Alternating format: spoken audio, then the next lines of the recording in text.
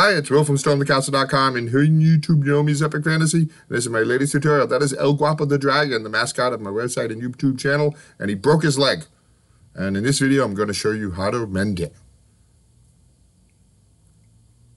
Dioramas, origami, catapults, and treasure stays, telescopes, terrariums, bonsai trees, and paper games, swords and shields, and real blacksmithing, model rockets, animation. I teach the art of real creation. StormTheCastle.com. Let's make something. Okay, so El Guapo, if you follow my YouTube channel or website, you know he's my mascot for the website. And he broke his leg. I was trying to get him to a doorway, and he didn't want to go, so he ended up breaking his leg. But that's okay. We're going to use a method, a real surgical method, called internal fixation, where they put rods inside the leg to repair it. I'm going to use wooden dowels, because that's okay. There's really no risk of infection. Dragons are very hardy. They don't get infections very easily.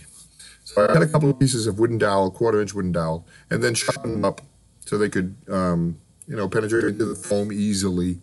And I wanted to do more than one. You should do more than one. You should do two. These internal fixation splints, I guess rods you could call them. Because with one, the leg has the risk of rotating on that one, wooden dowel. But with two, there's no rotation. It's like an anti-rotation. So that was pretty much it. Put those in the right spot. Fit it, make sure it was all correct in the way I wanted it and where I wanted it. I had to support that leg a little bit. Keep it in the right space. And I'll show you what I used to do it. You can use a material called Great Stuff, which is an insulating foam. It like foams up to fill gaps for insulation. I use Loctite tight foam. You can buy it at Home Depot. And then I simply put a whole lot of it into the gap. I opened up the gap a little bit there first. We don't want to leave it open because then one leg would be longer than the other. And here's a close-up. It's really quite simple. This stuff is made for foam mylar.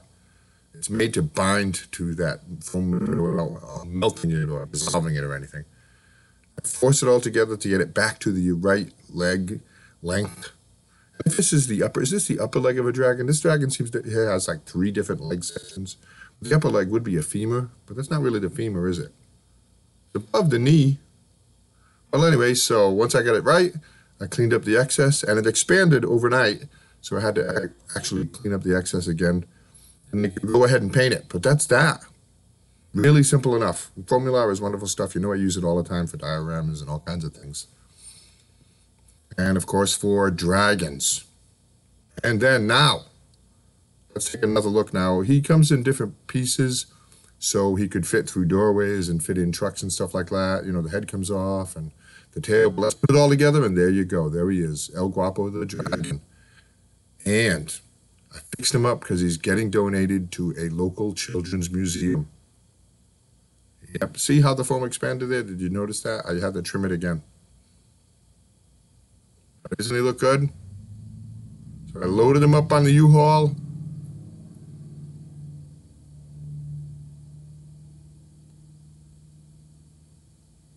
Closed it up and went for a drive. How many times do you think U-Haul has had to haul a dragon? And brought him to the local children's museum. If you know where I live, you know what city this is, and you've never been to this children's museum, you should go. Look at it. It's a beautiful castle. So in other words, El Guapo's final home here is inside the basement of a castle. Isn't that beautiful? Let's get another quick peek at that building if we can. Just granite. I love that building. And there he is. We snuck him in the back so nobody would be scared. We brought him down into the basement where he can roam around free. And he's behind that gated doorway just for everyone's protection. He does breathe fire. And that's it. There's his new home at the Children's Museum. Let's say goodbye. Gonna miss you, El Guapo.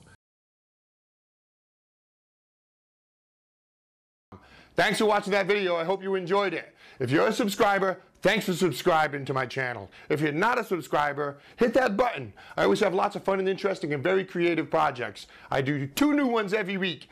As an example, here's a couple more videos you might want to watch.